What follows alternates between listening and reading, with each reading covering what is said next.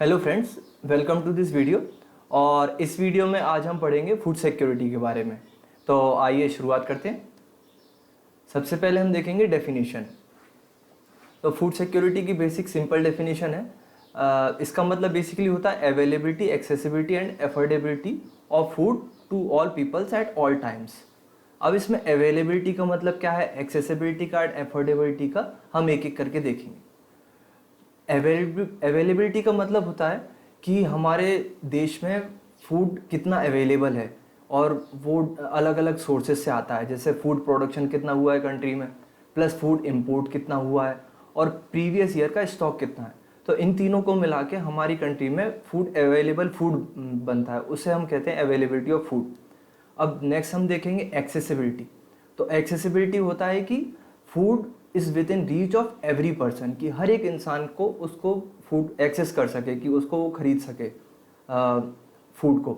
और दूसरा आता है एफोर्डेबिलिटी, कि उसके पास इनफ मनी हो जिससे वो उसे बाय कर सके। क्योंकि बहुत सारी बार ऐसा होता है कि फूड अवेलेबल भी है, एक्सेस भी है, लेकिन कोई एफर्ड नहीं कर पाता है क्योंकि उसके पास पैसे नहीं है। तो ये तीनों चीज़ जब होगी तब फूड सिक्योरिटी उसे कहते हैं, कि जब affordability, accessibility and affordability of food to all people at all times. आगे बढ़ते हैं। अब क्वेश्चन ये आता है कि फूड सिक्योरिटी इम्पॉर्टेंट क्यों है। तो फूड सिक्योरिटी बेसिकली बहुत सारे रीजंस हैं कि फूड सिक्योरिटी क्यों इम्पोर्टेंट है, खासतौर से इंडिया जैसी एक बड़ी कंट्री में जिसमें बहुत ज़्यादा पॉपुलेशन है। तो आइए एक एक करके उसमें मेन पॉइंट्स देखते हैं कि सबसे ज़्यादा क्या है। तो सबसे पहले हम देखें कि पूरा सेक्शन ऑफ द सोसाइटी है वो एफर्ड नहीं कर सकता है फूड को, कि बहुत बार ऐसा होता है कि उनके पास पैसे नहीं रहते हैं तो एक्सेस नहीं कर पाते। तो गवर्नमेंट को इंश्योर करना पड़ता है कि वो उसे एफर्ड कर सके, एक्सेस कर सके, उनके लिए अवेलेबल हो फूड। इसलिए फूड सिक्योरिटी इंपॉर्टेंट है पुअर सेक्शन के लिए। और कभी कभी क्या होता है, जो लोग एफर्ट कर भी सकते हैं लेकिन नेचुरल डिजास्टर के समय कुछ ऐसा होता है कि फूड की अवेलेबिलिटी कम हो गई या उनका प्राइस बहुत ज़्यादा हो गया, तो कभी कभी जो लोग अबव द पॉवर्टी लाइन रहते हैं वो भी उसे एक्सेस नहीं कर पाते या एफर्ट नहीं कर पाते, तो वो लोग भी फूड पे डिपेंडेंट हो जाते हैं। तो इसलिए उनके लिए भी फूड सिक्योरिटी बहुत इंपॉर्टेंट है। और due to natural calamity total production of food grain decreases. जब नेचुरल कैलेमिटी होती है, जैसे कि कभी बहुत ज़्यादा सूखा आ गया या बहुत ज़्यादा बाढ़ हो गई, तो फूड ग्रेन का प्रोडक्शन अब बहुत ज़्यादा घट जाएगा। जब प्रोडक्शन घटेगा तो प्राइस जो है वो उसका बढ़ जाएगा। तो जब प्राइस बढ़ेगा तो बहुत सारे लोग को शॉर्टेज आएगी और बहुत सारे एरियाज में नहीं पहुंच पाएगा। और फूड सिक्योरिटी को बेसिकली इंपॉर्टेंट इसलिए भी क्योंकि अगर फूड नहीं मिलेगा लोगों को तो मासिव स्टारवेशन होगा और जो कि फेमिन में बदल जाएगा। अब स्टारवेशन और फेमिन में थोड़ा डिफरेंस होता है। स्टारवेशन होता है कि कोई एक व्यक्ति या कुछ लोग जब भूखे रहते हैं तो उनके अंदर न्यूट्रिशन की कमी होती है, तो स्टारवेशन बोलते हैं। और जब लॉन्ग एरिया में बड़े एरिया में देखेंगे कि बड़े एरिया में बहुत सारे लोग भूख के कारण या किसी और कारण से जब मरते हैं तो उसे हम फेमिन कहते हैं। एक फेमिन बंगाल में आया था 1943 में, उससे बहुत सारे लोग मरे थे। तो वो एक फेमिन था। और ये अधिकतर जो फेमिन रहते हैं उसमें मेजर कॉज जो रहता है वो स्टारवेशन रहता है। अब नेक्स्ट स्लाइड देखेंगे। इसमें अब आता है कि फूड इनसिक्योर, कि कौन लोग जो है जो फूड इनसिक्योर रहते हैं। तो बेसिकली ऐसे लोग जैसे जो लैंडलेस लेबर से रहते हैं, जिनके पास कोई खेती नहीं है, बस मजदूर रहते हैं। और ट्रेडिशनल आर्टिसन जो छोटे छोटे जैसे दीपावली के समय जो मूर्तियाँ बेचते हैं या कुछ और अलग अलग फंक्शन के समय छोटे छोटे आर्टिसन से रहते हैं, वो लोग फूड इनसिक्योर हो सकते हैं। ट्रेडिशनल सर्विसेज जो प्रोवाइड करते हैं, और सेल्फ एम्प्लॉयड जैसे जो आप देखते हैं शहरों में साइड में जो ठेले लगाए हुए रहते हैं और बहुत सारे अलग अलग लोग रहते हैं, वो फूड इनसिक्योर हो सकते हैं। तो उनके लिए हमें फूड सिक्योरिटी देना बहुत ज़रूरी हो जाता है। और जैसे इंक्लूडिंग बेगर्स, वर्कर्स हैं, सीजनल एक्टिविटीज़, बेसिकली एग्रीकल्चर है या कोई और दूसरी चीज़ें हैं जो सीजनल आपको जॉब प्रोवाइड करती हैं। तो 12 मंथ्स में से कुछ मंथ उनके पास जॉब रहता है, कुछ नहीं रहता है, तो वो जब नहीं रहता तो उनके पास पैसे नहीं रहते हैं, तो उनके लिए फूड सिक्योरिटी प्रोवाइड करना बहुत ज़रूरी रहता है। और फिर कुछ अलग फैक्टर्स एंड माइग्रेशन, ये भी एक कॉज है फूड इनसिक्योरिटी का। नेक्स्ट देखेंगे। नेक्स्ट अब ये कॉज है फूड सिक्योरिटी इन इंडिया, कि इंडिया ने फूड सिक्योरिटी के लिए क्या क्या किया है अभी तक। तो जैसा कि आप सबको पता, अर्ली 1970s में ग्रीन रेवोल्यूशन आया था। ग्रीन रेवोल्यूशन में क्या हुआ था कि फर्टिलाइज़र्स का और इरिगेशन का यूज़ करके न्यू वैरायटी ऑफ सीड्स ली थी, जिनको बोलते हैं हाई यील्ड वैरायटी सीड्स। तो इसमें आपका बेसिकली राइस और वीट कवर था। इन दोनों की प्रोडक्शन बहुत ज़्यादा बढ़ गई थी और तब से लेके आज तक फेमिन इंडिया ने फेमिन बहुत हद तक अवॉइड कर दिया। फेमिन चाहे कैसी भी वेदर कंडीशन रही हो, फेमिन तब से नहीं आया। और लास्ट 30 ईयर्स में इंडिया सेल्फ सफिशिएंट बन गया फूड ग्रेन्स प्रोडक्शन में। और आप ये कंपैरिजन चार्ट देखेंगे तो 60-61 में 80 ये मिलियन टन्स में है। बेसिकली 80 मिलियन टन्स था, जो कि 2016-17 में 275 और 17-18 में 284.83 मिलियन टन्स हो गया था। ये इन टोटल ऑन सबका प्रोडक्शन है। इन सबको फूड ग्रेन्स बोलते हैं, rice, wheat, coarse cereals, pulses, ये सब मिलके फूड ग्रेन्स होते हैं। और 1960-61 में इनका इतना प्रोडक्शन था। आगे नेक्स्ट स्लाइड देखते हैं। और ये बेसिकली डाटा है, ये 2017-18 का डाटा है। इसमें बताया हुआ है कि अलग अलग स्टेट्स में कौन सा किसने कितना प्रोडक्शन करा है और कौन से टॉप 3 स्टेट हैं, टोटल फूड ग्रेन कितना है ऑल ओवर इंडिया में। तो अगर हम राइस को देखें सबसे पहले, तो वेस्ट बंगाल ने सबसे ज़्यादा प्रोड्यूस करा 14.97 मिलियन टन। ये सब की सब फिगर मिलियन टन्स में। फिर उसके बाद पंजाब ने 13.38, फिर यूपी ने इतना, फिर ऑल इंडिया में देखें तो राइस का ऑल इंडिया में प्रोडक्शन इतना था 2017-18 ईयर में। उसके बाद वीट का देखें तो यूपी ने सबसे ज़्यादा वीट प्रोड्यूस करता है 31.88 मिलियन टन, फिर पंजाब, फिर एमपी। और देखें तो राजस्थान ने प्रोड्यूस करा था सबसे ज़्यादा 6.57 मिलियन टन, फिर कर्नाटका, महाराष्ट्र और ऑल इंडिया में 46.99। उसके बाद टोटल पल्सेस में एमपी ने सबसे ज़्यादा प्रोड्यूस करा था 8.11 मिलियन टन, फिर राजस्थान, महाराष्ट्र और ऑल इंडिया में जो टोटल पल्स का प्रोडक्शन था वो 25.23 था।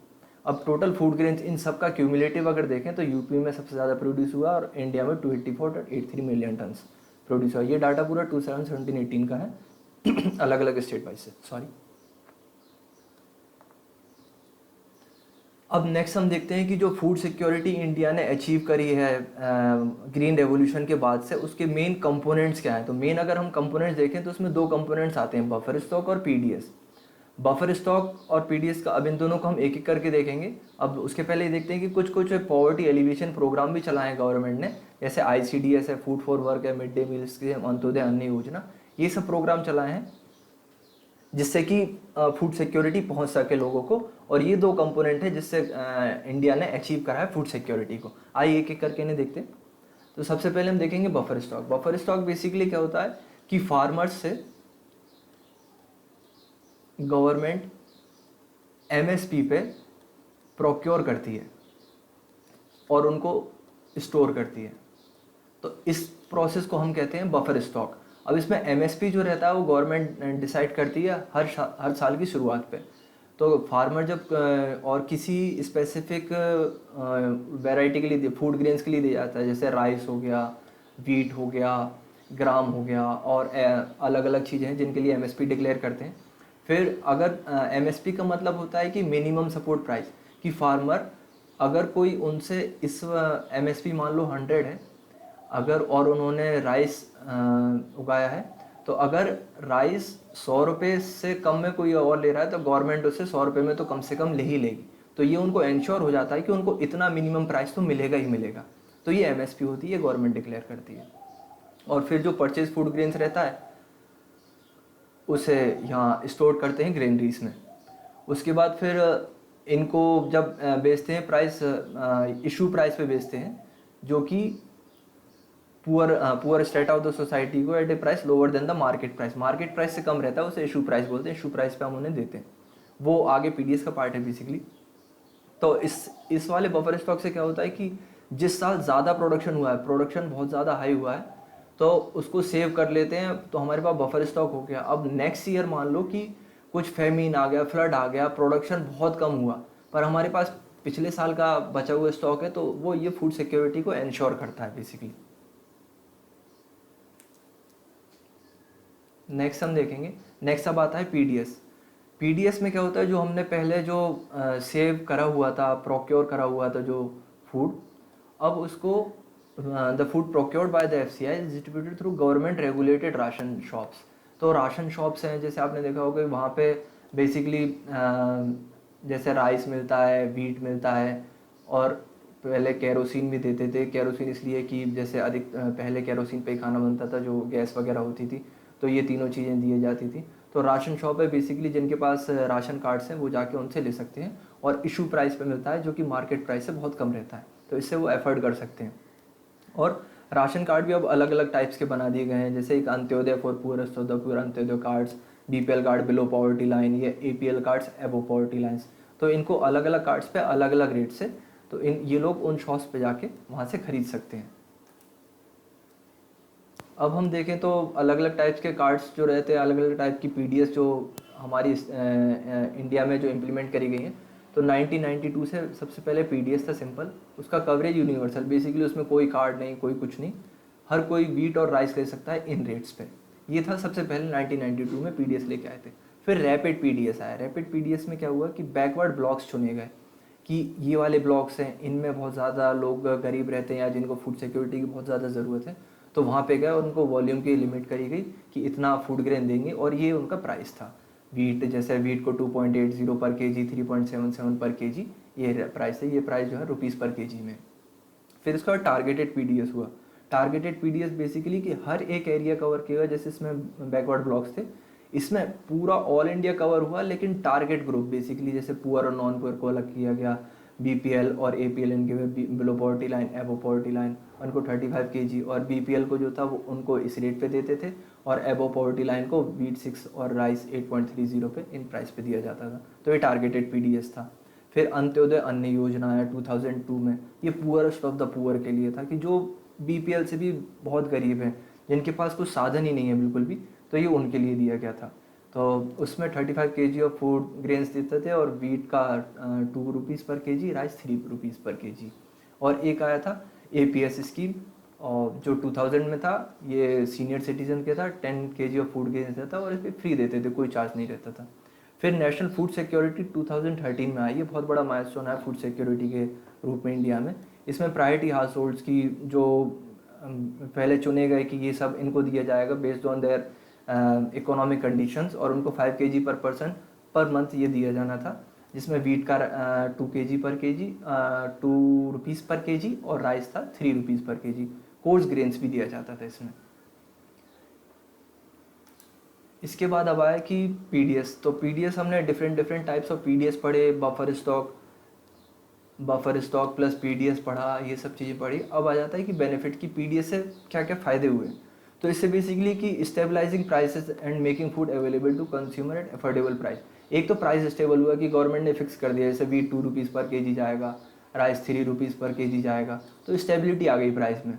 तो इसको हर कोई अफोर्ड, जो गरीब लोग हैं वो भी अब इसे अफोर्ड कर सकते थे। ऐसा नहीं कि जब एडवर्स कंडीशन होती, जब प्रोडक्शन कम हुआ तो इनके वीट और राइस के जो रेट्स से बहुत ज़्यादा बढ़ गए, तो ऐसा नहीं हुआ।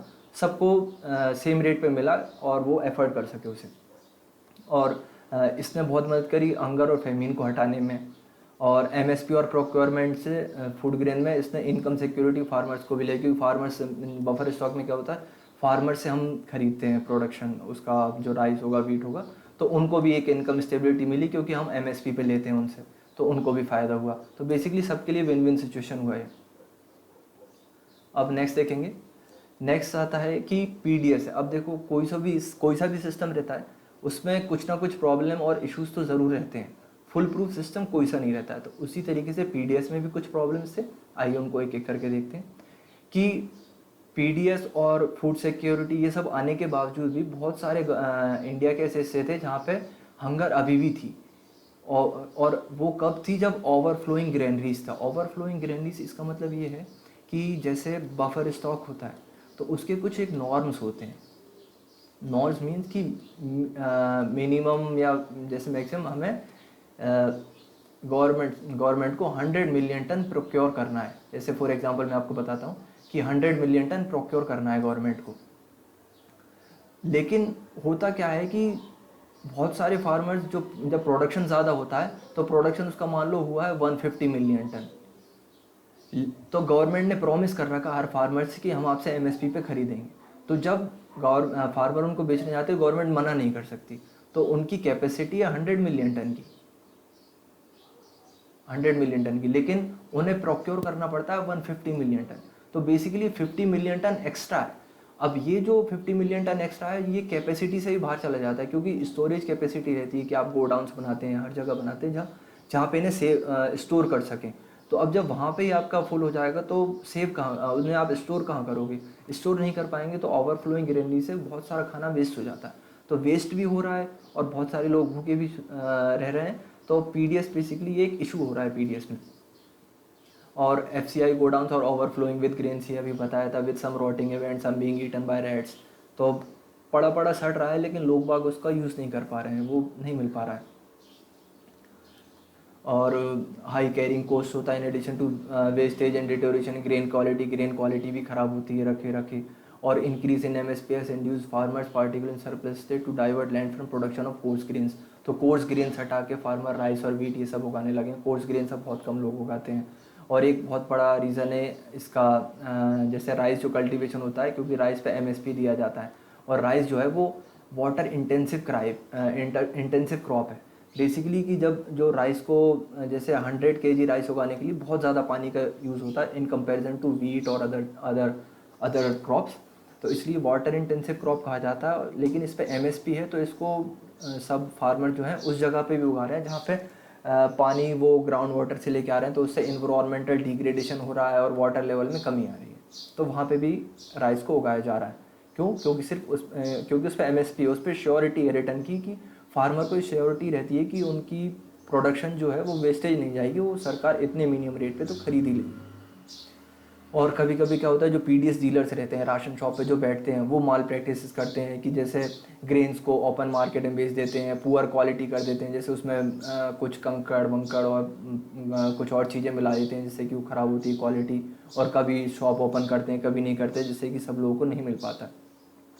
और एक रीज़न पीडीएस का है कि एपीएल फैमिली जो एबो पॉवर्टी लाइन्स है, उनके लिए बेसिकली जो रेट है मार्केट प्राइस और इशू प्राइस लगभग सेम रहता है उनके लिए, तो उनके लिए कोई इंसेंटिव नहीं है कि वो वहाँ से ख़रीदे।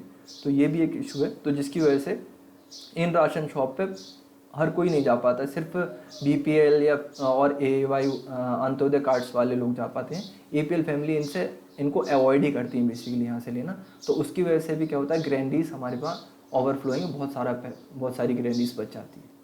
तो ये सब इश्यूज थे पीडीएस के। ओके, तो इस वीडियो में हमने फूड सिक्योरिटी देखा, प्लस बफर स्टॉक और पीडीएस इसके देखे, पीडीएस के इश्यूज देखे, उसके बेनिफिट्स देखे, और इन सब चीज़ों को फूड सिक्योरिटी हम कवर कर चुके हैं। थैंक्स फॉर वॉचिंग, और अगर आपको वीडियो पसंद आए तो प्लीज़ लाइक ज़रूर करिएगा। Thanks for watching.